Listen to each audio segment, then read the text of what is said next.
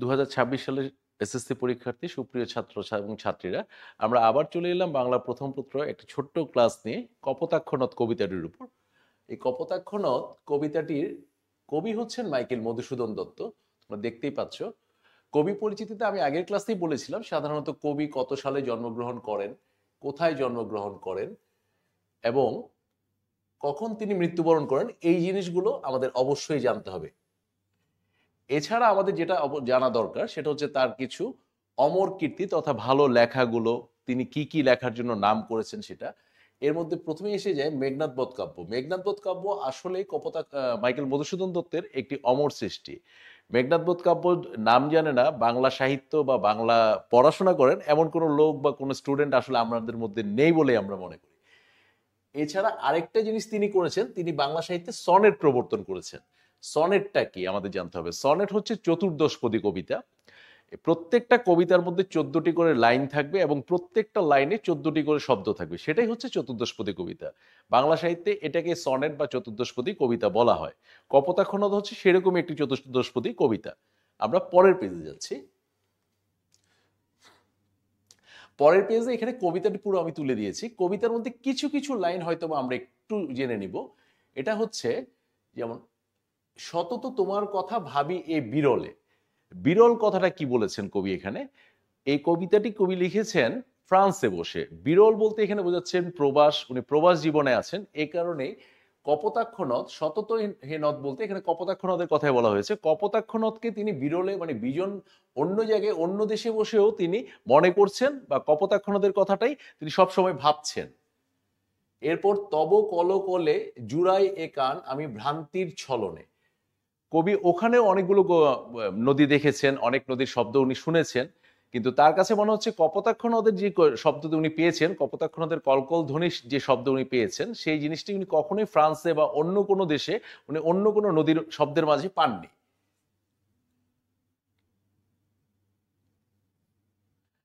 এরপরে আমরা আসি, কিন্তু এ স্নেহের তৃষ্ণা মিটে কার জলে, দুগ্ধ স্রোতরূপী তুমি জন্মভূমি স্তনে। কিন্তু এ স্নেহের তৃষ্ণা মেটে কার জলে। স্নেহের তৃষ্ণা বলতে কবির যে তৃষ্ণা, আমাদের সবারই যে তৃষ্ণাটা, আমরা ছোটবেলায় যখন থাকি তখন মাতৃদুগ্ধ ছাড়া এই তৃষ্ণাটি কখনোই মেটে না। আমরা সবাই এটা জানি, মায়ের দুধ ছাড়া আমাদের তৃষ্ণা কোনো পানিও মেটাতে পারে না। কবি এখানে বলতে চেয়েছেন যে তার কাছে কপোতাক্ষ নদ মায়ের স্তনের মতোই, যে কপোতাক্ষ নদের দুধ পান, কপোতাক্ষ নদের জল পান বলতে তিনি মাতৃদুগ্ধ পান করা বোঝাচ্ছেন। এছাড়া তিনি তার তৃষ্ণা অন্য কোনো জলেই তিনি মেটাতে পারছেন না, এটাই। এরপরে আর কি হবে দেখা যতদিন যাবে, উনি একটা আশঙ্কা প্রকাশ করেছেন, যেহেতু উনি বিদেশ বিভুঁয়ে আছেন, ফ্রান্সে আছেন সুদূর, তো উনি হয়তো আর কখনো দেশে ফিরতে পারবেন না এবং উনার সঙ্গে হয়তো কপোতাক্ষ নদের আর দেখা হবে না। কপোতাক্ষ নদের মাধ্যমে উনি স্বদেশকেই বুঝিয়েছেন যে স্বদেশে হয়তো আর তার কখনোই ফেরা হবে না। পরের লাইনটা আমরা একটু দেখি। প্রজারূপে রাজরূপ সাগরেরে দিতে, বাড়িরূপ কর তুমি। এখানে হচ্ছে সাধারণত প্রজারূপে সাগরের, যে কোনো নদ বা নদীর পানি আমরা জানি আলটিমেটলি একটা সময় গিয়ে সাগরেই মেশে। তো প্রজারূপে সাগরের এখানে বঙ্গোপসাগরের কথা বলা হচ্ছে। কপোতাক্ষ নদও একটা পর্যায়ে গিয়ে বঙ্গোপসাগরে মিশেছে। এখানে প্রজারূপে সাগরের বাড়িরূপ কর, কর সাধারণত আমরা কাদেরকে কর দেই? ট্যাক্স। কর হচ্ছে ট্যাক্স। ট্যাক্স আমরা দিই গভর্নমেন্টকে। ট্যাক্স আগেকার দিনে মানুষ দিতেন, রাজা রাজরা বা বাদশাদেরকে ট্যাক্স দেওয়া হতো। সে কারণে বলা হচ্ছে যে এখানে তার চেয়ে কপোতাক্ষ নদের চেয়ে সুপিরিয়র বোঝানো হচ্ছে সাগরকে, যে সাগরে গিয়েই আসলে সমস্ত নদ নদী মিলিত হচ্ছে। এ কারণেই তিনি বাড়িরূপে কর, এখানে সাগরের পানি সবকিছু, সব পানি গিয়ে কপোতাক্ষ নদের পানি গিয়ে মিশছে সাগরের জলে। আমরা এরপরে আরেকটা লাইন একটু দেখব। এই যে, এই মিনতি গাবে বঙ্গজ জনের কানে, শখে সখারিতে নাম তার, এ প্রবাসে মজি প্রেম ভাবে, লইছে যে তব নাম বঙ্গের সঙ্গীতে। এর মানেটা হচ্ছে এই মিনতি গাবে, এখানে মিনতিটা কে করেছেন? মিনতি করেছেন কবি। মিনতি কপোতাক্ষ নদের মাধ্যমে করেছেন। কপোতাক্ষ নদের সঙ্গে যে কলকল ধ্বনি আছে, এর মাধ্যমে কপোতাক্ষ নদ যেন বাংলার প্রতিটি মানুষের কানে, বাংলার প্রতিটি মানুষের কাছে পৌঁছে দেন যে কবি এখানে তিনি দেশে ফিরে আসতে চাচ্ছেন এবং দেশের প্রতি তার যে আকুলতা, এই জিনিসটা বঙ্গের সঙ্গীত, তার মানে কপোতাক্ষ নদের কলকল ধ্বনিকেই তিনি এখানে বঙ্গের সঙ্গীত বুঝিয়েছেন। বঙ্গের সঙ্গীতের মাঝখানে মানে বঙ্গের সঙ্গীতের মাধ্যমে তিনি যেন এটা পৌঁছে দেন, কপোতাক্ষ নদ যেন পৌঁছে দেয় যে কবি দেশে ফেরার জন্য আকুল অবস্থায় আছেন এবং তিনি দেশে ফেরার জন্য উদগ্রীব। এবার আমরা আসি চতুর্দশপদী কবিতা আসলে কি জিনিস সেটা একটু বুঝে নেই। চতুর্দশ মানে হচ্ছে 14টি লাইন, এখানে 14টি লাইন বা চরণ। এখানে প্রথম 8টি চরণে যে স্তবক তাকে বলা হচ্ছে অষ্টক, ইংরেজিতে অক্টেভ, এবং পরের যে লাস্ট 6টি লাইন আছে তাকে বলা হচ্ছে ষষ্ঠক। এখানে অষ্টকে মূলত থাকছে ভাবের প্রবর্তনা। তা ভাবের প্রবর্তনা জিনিসটা কি? ভাবের প্রবর্তনা বলতে আমরা বুঝি কোনো একটা জিনিস যখন কবি বোঝাতে চাচ্ছেন সেই জিনিসটা তুলে ধরার জন্য তিনি যেই ভাবটা আনতে চাচ্ছেন, সেই যে ভাবটাকে তিনি প্রবর্তন করতে চাচ্ছেন, সেই জিনিসগুলো তিনি প্রথম 8টি স্তবকের মাধ্যমে তিনি বোঝাবেন। এ কারণেই একে বলা হচ্ছে অষ্টক। এখানে ভাবের প্রবর্তনা হচ্ছে। আর ষষ্ঠকে ভাবের পরিণতি থাকে। উনি কিভাবে পরিণতি আনবেন, ওনার ইমপ্লিমেন্টেশন কি হবে, সেটা হচ্ছে ষষ্ঠক। ষষ্ঠকের মাধ্যমে আমরা ভাবের পরিণতি, কোনো একটা কিছু উনি বোঝাতে চাচ্ছেন, ওটা কতটুকু উনি বোঝাতে পেরেছেন এবং রেজাল্টটা ফলশ্রুতিতে কি হচ্ছে সেটা আমরা পাবো হচ্ছে ষষ্ঠকে গিয়ে। এই কারণে বলা হচ্ছে ষষ্ঠকে থাকে ভাবের পরিণতি। আর চতুর্দশপদী কবিতায় কয়েক ধরনের অন্তমিল প্রচলিত আছে, এটাও আমাদের আসলে খুব একটা দরকার নেই। এখানে জিনিসটা হচ্ছে প্রথম 8 চরণে কি কি থাকে, শেষ 6 চরণে কি থাকে, সেটা আমাদের অবজেক্টিভের জন্য বা বহু নির্বাচনের জন্য আমরা দেখে নিব।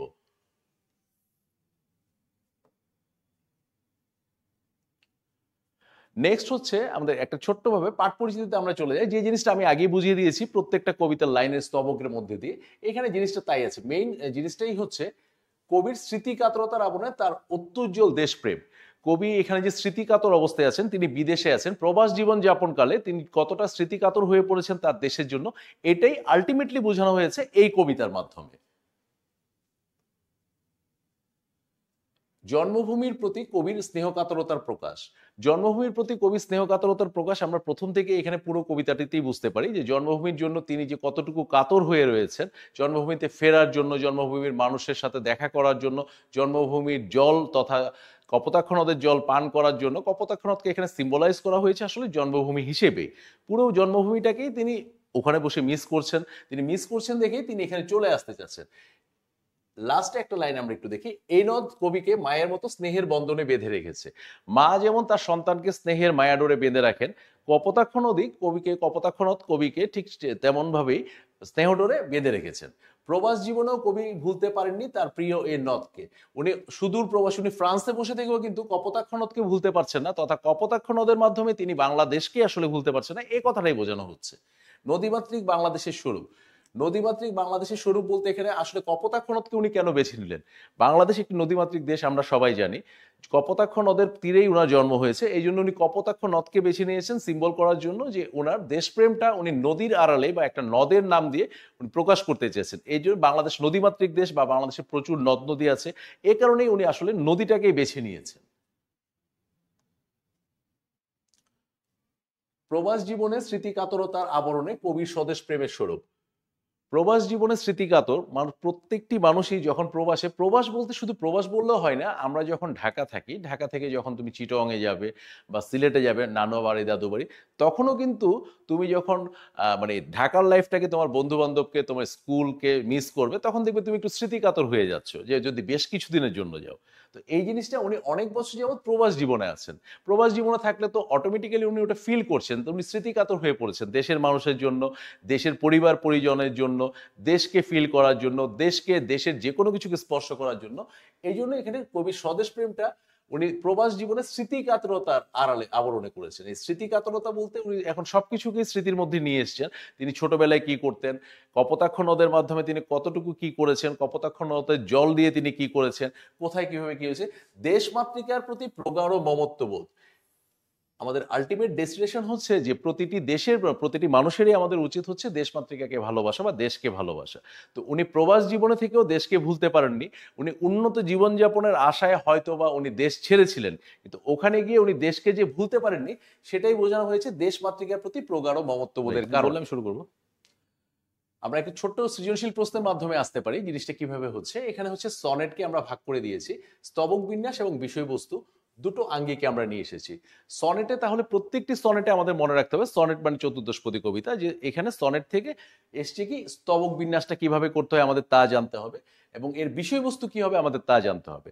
স্তবক বিন্যাসটাকে আমরা দুভাগে ভাগ করতে হবে, সেটা হচ্ছে অষ্টক এবং ষষ্ঠক। জিনিসটা আমরা একটু আগে পড়েছি। অষ্টক হচ্ছে প্রথম 8 লাইন, প্রথম 8টি পংক্তি বা চরণ, যেটাই আমরা বলি না কেন বা লাইন। অষ্টকের মধ্যে আমাদের থাকে হচ্ছে ভাবের প্রবর্তন, আমরা একটু আগে এই জিনিসটা করেছি। আর ষষ্ঠকে থাকে হচ্ছে ভাবের পরিণতি।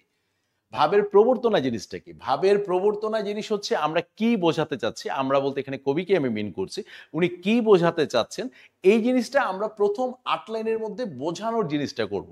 যে আমরা এটা বোঝাতে চাচ্ছি, আমরা দেশের কথা বলতে চাচ্ছি, আমরা অমুক জায়গায় কথা বলতে চাচ্ছি, আমরা সেটা করতে চাচ্ছি, যাই কিছু করি না কেন সেটা হচ্ছে অষ্টকের মধ্যে প্রবর্তনা জিনিসটা আসবে। প্রবর্তন ইমপ্লিমেন্টেশন হয়েছে কিনা সেটা আসবো আমরা ষষ্ঠকে, যে এটা ঠিকমতো প্রয়োগটা হয়েছে কিনা বা ভাবের পরিণতিতে কি এসেছে। ভাবের পরিণতিতে যে জিনিসটা আসবে সেটা আমরা বুঝাবো ষষ্ঠকে। তাহলে এই প্রশ্নটা হচ্ছে উদ্দীপকের সনেটের যে গড়ন উল্লেখিত হয়েছে কপোতাক্ষ নদ কবিদের আলোকের কার্যকারিতা তুলে ধরো। কপোতাক্ষ নদের প্রথম অষ্টকের মধ্যে কিন্তু আমরা দেখতে পাই কবির যে আকুলতা, কবির আকুলতা বলতে তার দেশপ্রেমের প্রতি যে বা তার দেশে ফেরত আসার প্রতি, তার কপোতাক্ষ নদের মাধ্যমে তিনি যে আকুল তার মনোভাব প্রকাশ করেছেন যে তিনি ভুল করেছেন, তিনি দেশে ফেরত আসতে চান, সেটা কিন্তু অষ্টকে কপোতাক্ষ নদ কবিতার মধ্যে সম্পূর্ণভাবে পরিলক্ষিত হয়েছে। তাহলে অষ্টকের জিনিসটা আমাদের ফিল আপ হয়ে গেল যে অষ্টকটা ঠিক আছে। বাকি ষষ্ঠকে আমরা আসি, ভাবের পরিণতিতে উনি কি বলেছেন। ভাবের পরিণতিতে উনি বলেছেন কপোতাক্ষ নদের কাছে উনি বারবার অনুরোধ করেছেন যে কপোতাক্ষ নদ যেন দেশের মানুষের কাছে কপোতাক্ষ নদের মাধ্যমে, তার কলকল ধ্বনির মাধ্যমে, তার জলের মাধ্যমে যেন তিনি পৌঁছে দেন যে কবি কখনোই কপোতাক্ষ নদকে তথা তার স্বদেশকে ভুলে যাননি, তার স্বদেশের মানুষকে ভুলে যাননি, এবং তিনি আকুলভাবে দেশে ফেরত আসতে চান। হয়তোবা সময় এবং সুযোগের অভাবে সেটা তখনও সম্ভব হয়নি, পরবর্তীতে সম্ভব হলে হবে। কিন্তু ষষ্ঠটাতে বোঝাচ্ছে ভাবের পরিণতি। তো সেক্ষেত্রে পরিণতিটা কিন্তু এসেছে যে হ্যাঁ উনি যে ফেরত আসতে চান, সেটা ওই ফেরত আসতে চাওয়াটা উনি কপোতাক্ষ নদের কলকলধ্বনির মাধ্যমে দেশবাসীর কাছে বুঝিয়ে দিতে চেয়েছেন। এটা হচ্ছে তাহলে কবিতার আলোকে কার্যকারিতাটা আমরা তুলে ধরলাম। ঘ নাম্বার প্রশ্নে এসছে উদ্দীপকে উল্লিখিত সনেটের এই গড়ন ষষ্ঠ বিষয় উপস্থাপন কতটুকু যথার্থ। এখন আমরা কি বলবো? আমরা বলবো উদ্দীপকে সনেটে যে গড়ন ষষ্ঠটা দেয়া হয়েছে সেটা কি যথার্থ কি না। আমরা এখানে কিন্তু অবশ্যই বলতে পারি যে অবশ্যই এটা যথার্থ, কারণ প্রতিটা জিনিস এখানে উদ্দীপকে যা দেওয়া হয়েছে সনেটের স্তবক বিন্যাস, স্তবক বিন্যাসের মধ্যে বিষয়বস্তু যেখানে কবি যা বোঝাতে চেয়েছেন প্রতিটা স্তবকের মাধ্যমে উনি সেই বিষয়টা বুঝাতে পেরেছেন। অষ্টকের মধ্যে ভাবের প্রবর্তনার কথা বলা হয়েছে। অষ্টকে প্রথম 8টি স্তবকের মধ্যে কিন্তু অষ্টক, যেটা অক্টেভে আমরা বলি, এই অষ্টকের মধ্যে তিনি কিন্তু কপোতাক্ষ নদের প্রতি তার আকুলতা, দেশে ফেরার জন্য যে আকুলতা সম্পূর্ণভাবে উনি প্রকাশ করতে পেরেছেন অষ্টকে। আর এরপরে আসছে ভাবের পরিণতি, ষষ্ঠ। তাহলে ভাবের পরিণতিতে তিনি কপোতাক্ষ নদের মাধ্যমে তার দেশে আসার জন্য যে আকুলতা, তার সঙ্গে সঙ্গে তিনি কপোতাক্ষ নদের মাধ্যমে বুঝিয়ে দিতে চেয়েছেন কপোতাক্ষ নদ যেন তার স্বদেশবাসীকে জানিয়ে দেয় যে তিনি দেশে ফেরার জন্য কতটা আকুল, বেকুল হৃদয়ে তিনি যে দেশে ফেরার জন্য অপেক্ষা করছেন, সেটা ষষ্ঠকের মাধ্যমে প্রকাশিত হয়েছে। তাহলে ষষ্ঠকের জিনিসটাও ভাবের পরিণতি, এই পরিণতিটাও কিন্তু সম্পূর্ণভাবে এখানে ফিল আপ হয়েছে, ইমপ্লিমেন্টেশন সম্পূর্ণভাবে হয়েছে, প্রয়োগ করা হয়েছে। তাহলে অষ্টক এবং ষষ্ঠক যখনই ভাবের প্রবর্তন আর পরিণতি দুটোই যখন সম্পূর্ণভাবে কার্যকর থাকে তাহলে বিষয় উপস্থাপন সম্পূর্ণ যথার্থ। এখানে কতটুকু যথার্থ মনে হচ্ছে? এটা সম্পূর্ণ যথার্থ। সম্পূর্ণভাবে তিনি ফেরত আসতে চেয়ে, সম্পূর্ণভাবে তিনি কপোতাক্ষ নদের মাধ্যমে দেশবাসীর কাছে তার স্মৃতিকাতরতার আবরণে তার দেশপ্রেমের ব্যাপারটি সম্পূর্ণভাবে তুলে ধরেছেন।